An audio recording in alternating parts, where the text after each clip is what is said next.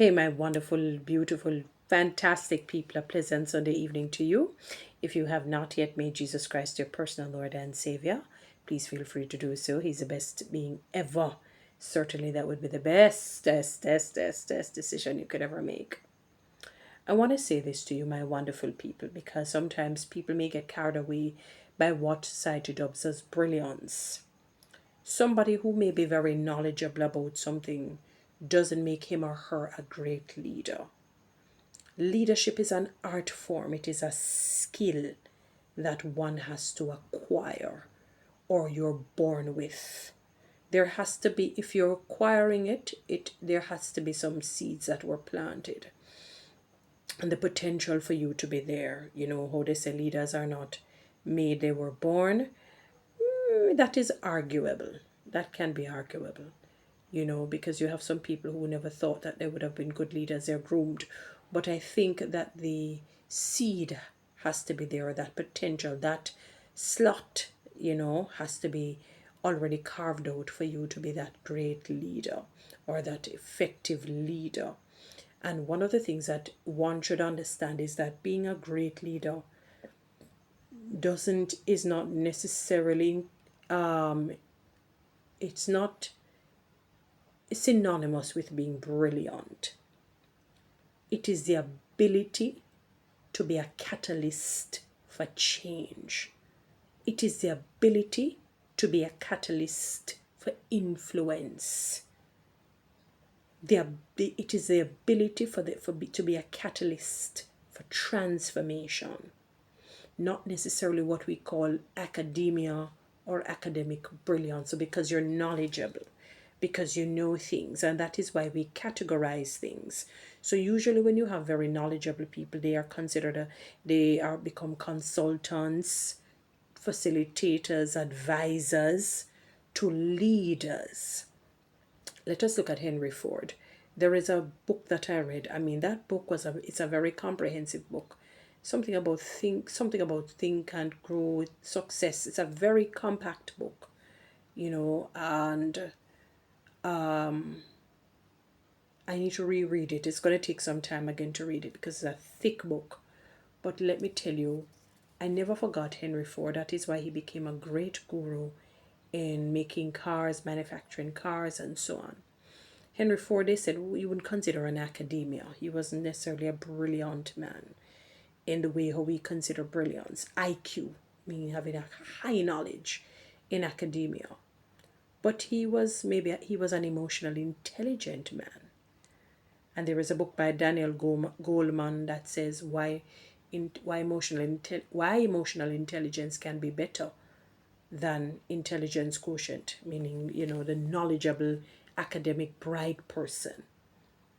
It's a very good book that I will encourage people to read.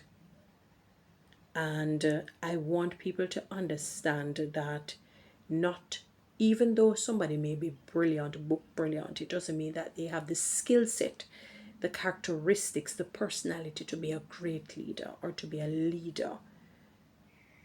So because you're knowledgeable, you don't throw somebody into a leadership role, because it takes more than just knowledge.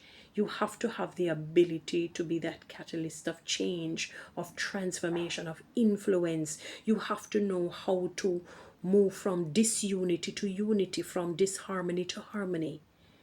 You have to have that ability to galvanize teams and groups and make people work more efficiently and effectively.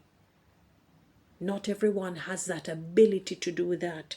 And sometimes what we tend to do as Jamaicans, as a people, is to say, Lord him brighty, Lord she brighty. Not that is just a tip of the iceberg. It is a plus if the leader is very brilliant. It is certainly a plus because they're now armed and dangerous in a good way to be that agent of change, to be that catalyst for change. You understand what I'm saying, wonderful people? But you have to be very careful to use the idea of being a brilliant person to say that because this person is brilliant, that he or she will be a good leader or a great leader. Sometimes is the one the way you probably consider dunce bat. And not when I say dunce, meaning academically they are not necessarily sound, but they have that street smartness and they just have enough knowledge. And they try to get more knowledge as time goes by little. But because they have the skill set, the personality, the characteristics to be a great leader, they become that great leader. You understand, beautiful people? So it's not so much about brilliance. Moses says, God, I'm not an orator. I can't speak like my brother or this particular individual.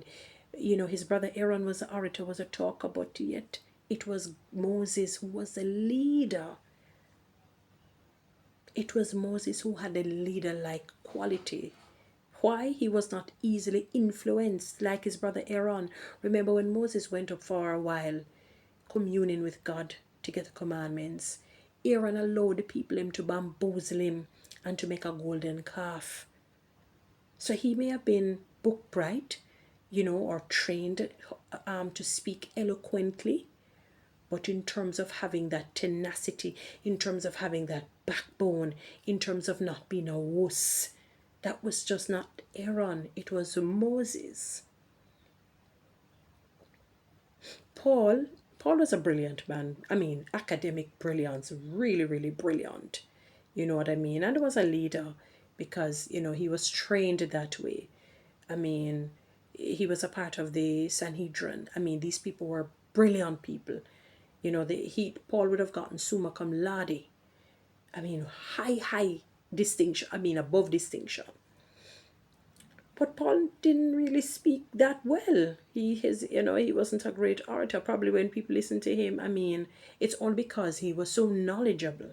God had to find a way to use that knowledge to be able to pierce the hearts of kings and people who you would consider the affluent, the creme de la creme people, because it had to take a Paul versus a Peter. And let us use Peter, as I mentioned. Peter, let me segue into Peter. Peter, a rough man, roughneck man, who caused some bad word and go on bad. But a godly man, a man who really meant well and wanted to see change. He was a leader in his own right. Not a brilliant man as Paul. You know, but he wrote some aspects of the New Testament, powerful things, important truths, especially as it relates to relationships, because he himself was a married man. He was the one who said in 1 Peter 3:7, husbands, be careful to not embitter your wives. Do not treat her badly, because if you do, God will not hear your prayers, basically. Your prayers will be hindered. You have to be very careful and delicate with this treasure that God has placed in your life. So brilliance is not indicative of being a great leader. Being a great leader is the ability to be that catalyst for change, for transformation, for influence. That's a leader that can galvanize people and say, come, we're going to do this, we're going to do that. You know, if you add brilliance to the mix, well, that is fantastic. But it doesn't mean that because the individual is brilliant, that that he or she will make a great leader. Not necessarily. It takes far more than that. It takes far more than just gaining knowledge, because what you're telling the individual is that because I've gained the knowledge I can lead. Not necessarily. You have to have the ability to influence and to create change and transformation. If you don't, you're just a walking book. Hopefully somebody may read you. And there are many top gurus today, top wealthy people who barely got an education, who, you know, are barely academic bright, because, you know, you have street smart brilliance. You know, I'm categorizing it for you to understand. So I want people to just know this. Even though somebody may be bright, it doesn't mean that he or she is a great leader or a strong leader or should lead. Don't be daunted by that. And that is a problem with people. They look at the minor versus the major. The major is being that catalyst for change, for transformation, for influence for the better. Guys, you know what to do with TikTok and YouTube. Subscribe. Give me one of those